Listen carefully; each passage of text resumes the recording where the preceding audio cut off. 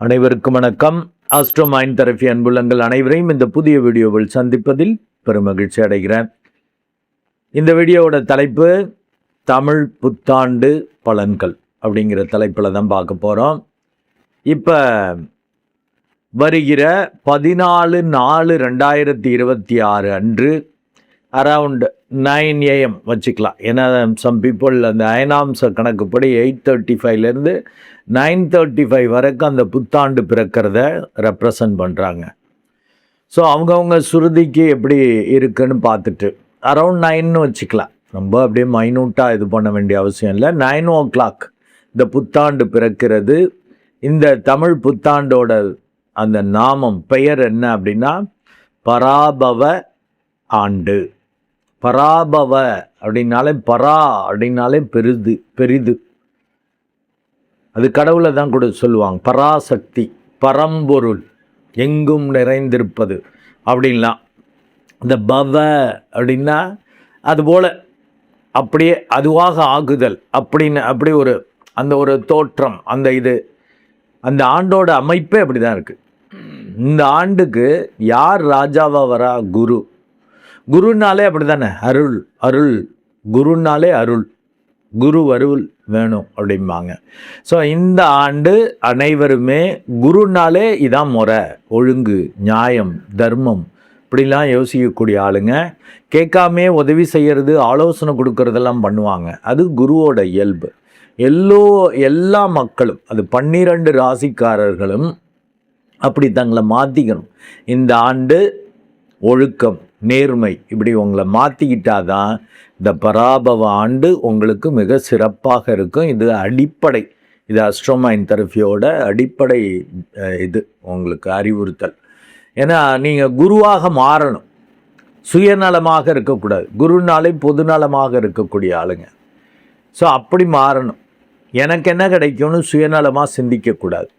அப்படி போகிறப்ப தான் அந்த அன்புங்கிற தன்மைக்கு நீங்கள் போகிறப்ப தான் இந்த ஆண்டு கோள்களால் பெரிய பாதிப்பு வராமல் நீங்கள் தப்பிச்சுக்கலாம். நீங்கள் அதே போலயே மாறணும். பராபவ அப்படின்னா இந்த பராசக்தி போல, இந்த பரம்பொருளை போல, இந்த பெரிய சக்தி, இந்த அண்ட பிரபஞ்ச நாயகனை போல நீங்கள் மாறணும். எல்லாம் அவருடைய படைப்பு. அவரை நேசிக்கிறீங்கன்னா அவர் படைப்பையும் நீங்கள் மதிக்கணும், நேசிக்கணும். அனைத்து உயிரினங்களையும் நேசிக்கும் பொழுது உங்களுக்கே அப்படி அருள் தோற்றம் வரும். உங்களுக்கு அப்படி ஒரு ஃபீல் வரும். உங்களை பார்த்தா எல்லாரும் கும்பிடுவாங்க. ஸோ அந்த தன்மை வரும். ஏன்னா இந்த இதுக்கு ராஜாவாக குரு வருகிறான்ட்ட. மந்திரியாக யார் வரார்? செவ்வாய். ராஜா என்ன சொல்கிறாரோ அதை அதிரடியாக நிறைவேற்றக்கூடிய மூளை அதெல்லாம் வேலை செய்யாது. அவர் சொல்லிட்டார்ல, செய்ய, அட்ரா, ஒத்தரா, சரி பண்ணுறா. ஏன்னா அது செவ்வாய்ங்கிறது மோடு முட்டிக்கோள். நீங்கள் அது மாதிரி ஒழுக்கமாக நேர்மையாக இருந்தால் பெரிதாக பாதிப்பு வராது. இல்லாட்டி இந்த மந்திரி அவனை தூக்குடா, காலி பண்ணுறா. ஒரு உதாரணத்துக்கு சொல்கிறேன். இப்போ இது கலியுகத்தில் இப்படி தானே மக்கள் இருக்கிறாங்க. அரசியல்வாதிகளும் அப்படி வித்தியாசமால பேசுகிற மாதிரி இருக்குது. ஒரு அன்பு, ஒரு பணிவு அதெல்லாம் மாறி போச்சு. இந்த ஓட்டு வாங்குறப்ப இது பண்ணுவாங்க. இப்போ வேறு எலெக்ஷன் டைம் வேறு. வாங்கின பிறகு அந்த ஒரு கெத்து காட்டுறது.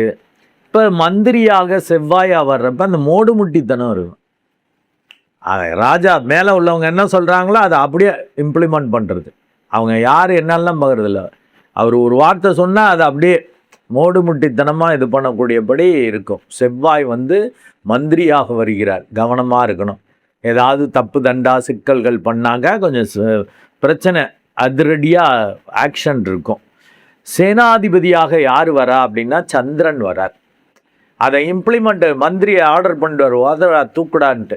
ஆனால் அதை இம்ப்ளிமெண்ட் பண்ணக்கூடிய போலீஸ்னு வச்சுக்கலாம்.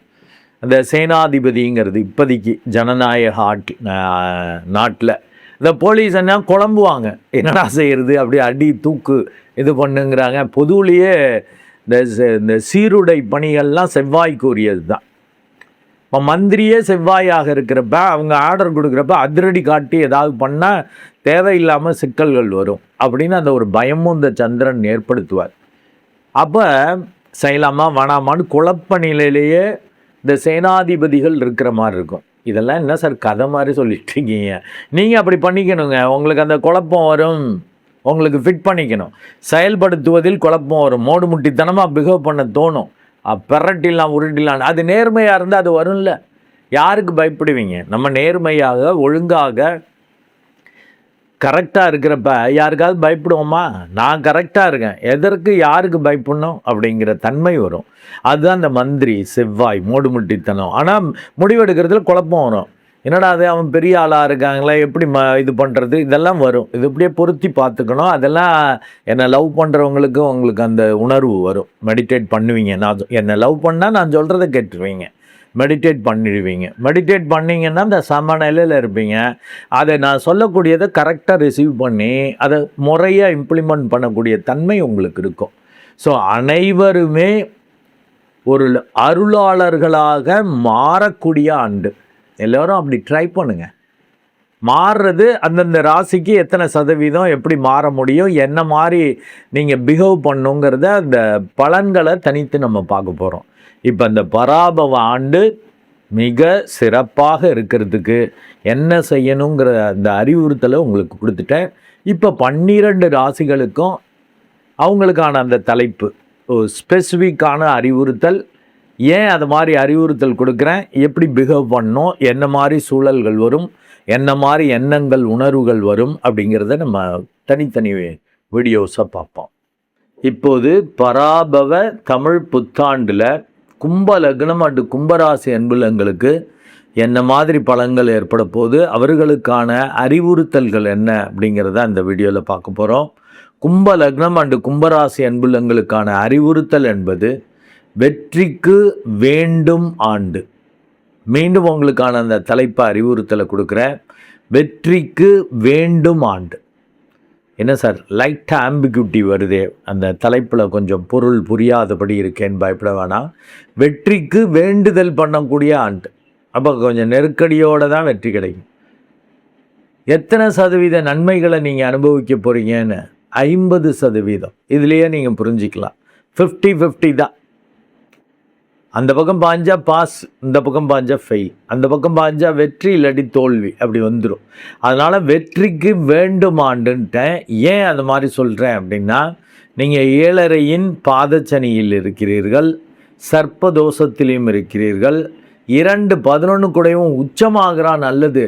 பட் 6ஆம் இடத்துல போய் உச்சமாகிறது தான் ஓவராக கடனை வாங்கி சிக்கல்களை வரவழைச்சிக்கிற மாதிரி, ஓவராக செலவு பண்ணி ஈஸியாக முடிய வேண்டிய வேலையை அதிக பிரயத்தனம் பண்ணி இல்லாட்டி பொருளை செலவு பண்ணி அடைகிற மாதிரி ஆகிடும். அந்த வெற்றி கிடைக்கிறது சும்மாவே கிடைச்சிடும், ஏமாந்துடுற மாதிரி ஆகும். அதனால தான் 50-50ன்ட்ட வெற்றி கிடைக்குதா கிடைக்காதான்னு அதில் வேறு குழப்பம் வந்துட்டுருக்கும். 2-11 கூடவும் உச்சமாகிறது நல்லது. பட் 6ஆம் இடத்துல உச்சமாகிறது தான் சிக்கல். வெற்றிக்கு போராட வேண்டியிருக்கும். பொருளை கொடுத்து லாபத்தை கொடுத்து வேலை பார்க்குற மாதிரி ஆகும். விரயங்கள் வரதான் செய்யும், அலைச்சல் இருக்க தான் செய்யும். அதனால் கண்டிப்பாக மெடிடேட் பண்ணிக்கங்க. ஏன்னா ராகு கேதுவும் சர்ப்பதோஷத்திலிருந்து உங்களை வித்தியாசமாக பிஹேவ் பண்ண வச்சு குடும்பத்தில் பார்ட்னர்கிட்ட பிரச்சனையை உருவாக்குவார். அண்டு செவ்வாய் சனி சேர்ந்து வேற 8ஆம் இடத்தை பார்க்குது. என்ன நடக்குமோன்னு ஒரு பீதி பயமே எதுவுமே இருக்காது. பயப்படக்கூடிய விஷயத்துக்கு பயந்தாதாங்க நல்லது. பயப்படாமல் அது என்ன நடக்குமோன்னு மற்றவங்கெல்லாம் பீதி பயத்தை அடைவாங்க. நீங்கள் அந்த விஷயத்தை கூட ஜஸ்ட் லைக் தட் பண்ணுவீங்க, அதில் மாட்டிக்குவீங்க. கண்டிப்பாக மெடிடேட் பண்ணணும். இந்த குரு பகவான் ஆரம்பத்தில் ஒரு மாதம் ஓரளவு நல்லா இருக்கார். புத்தாண்டு பிறச்சு ஜூன் 1st வீக்கில் 2ஆம் தேதியே அவர் உச்ச வீட்டுக்கு மிதுனத்திலிருந்து கடகத்திற்கு இடப்பெயர்ச்சி ஆயிடுறார். அதனால் ஓடணும், உழைக்கணும், பெரிய அளவுக்கு லாபத்தை பார்க்கறதுக்கு போராடணும், வெற்றியை பார்ப்பதற்கு போராடணும். ஏன்னா உங்களுக்கு 7ஆம் இடத்ததிபதியான சூரியனும் 3ல் உச்சமாகிறார். பெரியவங்க மூத்தவங்க அவங்களோட இணைந்து செயல்பட்டுக்கணும். அண்டு பூர்வ பாக்கியாதிபதியும் 3ஆம் இடத்துல அந்த 7ஆம் இடத்ததிபதியோடு இருக்கிறார். நல்லா மெடிடேட் பண்ணிக்கணும், பெரியவங்க மூத்தவங்களை அனுசரித்து போய்க்கணும். அப்போ தான் இந்த 50-50ன்னு அந்த பக்கம் அப்படியே பாஸ் ஆகிறது பண்ணிக்கலாம். இல்லாட்டி இந்த பக்கம் பொதுக்குன்னு விழுந்துருவீங்க, ஃபெயில்டுருவீங்க. ஸோ கண்டிப்பாக மெடிடேட் பண்ணிக்கங்க. இந்த குரு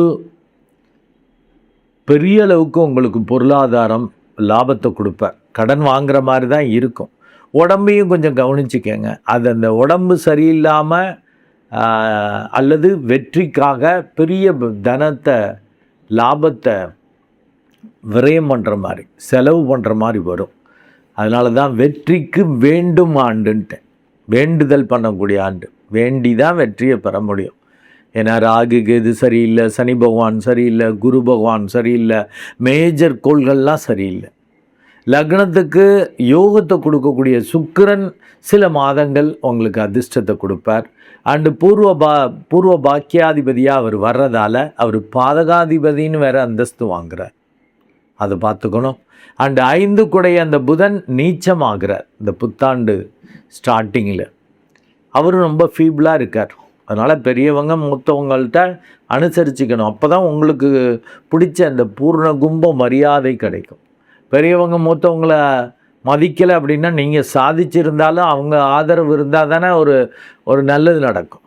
ஒரு உங்களுக்கு ஒரு ஃபங்க்ஷன் நடத்துவாங்க, ஒரு நல்லது பண்ணுவாங்க, வெளியில் தெரிகிற மாதிரி பாப்புலாரிட்டியை கொடுப்பாங்க. அது இல்லாமல் போயிடும். அதனால் கண்டிப்பாக மெடிடேட் பண்ணுங்கள். இந்த 7.5 சனி அந்த 2.5 வருஷம் அந்த முடிகிறப்ப நல்ல நன்மைகளை செய்து கொண்டு தான் போவார். இருந்தாலும் அதை தக்க வைக்கணுமே. ஏன்னா உங்களுக்கு சனி பகவான் யார்? லக்னாதிபதி ராசி அதிபதி மட்டுமல்ல, அவரே 12ஆம் இடத்ததிபதியாகவும் வருகிறார், விரையாதிபதியாகவும் வருகிறார்.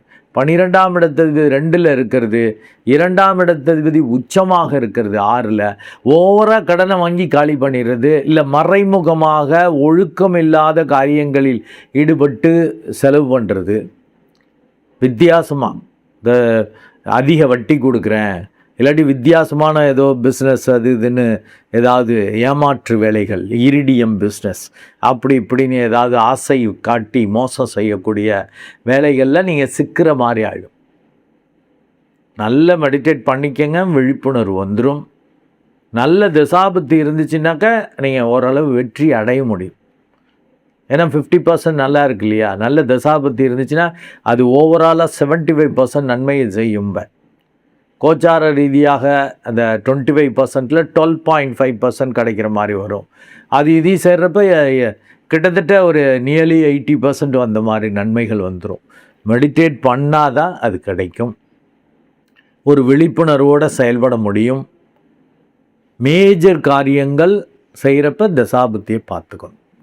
மெடிடேட் பண்ணிட்டால் கோள்கள் கெடுக்க முடியாதுன்றாங்க. என்ன லவ் பண்ணுறீங்களா? நான் சொல்கிறத செஞ்சுருவீங்க, ஆச்சரியத்தை பார்ப்பீங்க. இதெல்லாம் ஆமாம் சொன்னார் ஐயா, சொன்ன மாதிரி அந்த மாதிரி சூழல் வந்துச்சு, அந்த மாதிரி இது வந்துச்சு, தப்பிச்சிட்டோம்ல, அதுலேருந்து மீண்டு வந்துட்டோம்ல, இல்லாட்டி வராதபடி தடுத்துட்டோம்ல அப்படின்னு கெத்து காட்ட முடியும். தயவுசெய்து மெடிடேட் பண்ணுங்கள். ஏன்னா 50-15 தான் வருது. வெற்றிக்கு போராடக்கூடிய ஆண்டு. அலைச்சல், நிம்மதி, சந்தோஷத்தை, தூக்கத்தை இழக்க வேண்டிய ஆண்டாக தான் இருக்கும். அதனால தான் வெற்றிக்கு வேண்டும் ஆண்டு, வேண்டுதல் பண்ணக்கூடிய ஆண்டாக இருக்குது. நல்ல மெடிடேட் பண்ணிக்கங்க.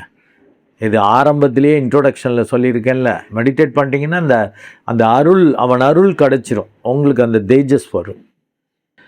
என்னுடைய அன்புள்ளங்கள் அனைவருக்கும் இந்த பராபவ தமிழ் புத்தாண்டு எல்லா வளங்களையும் கொடுத்து மன நிம்மதி, சந்தோஷத்தை கொடுக்க என்னுடைய ஆசீர்வாதம் அண்ட் வாழ்த்துக்கள். நன்றி.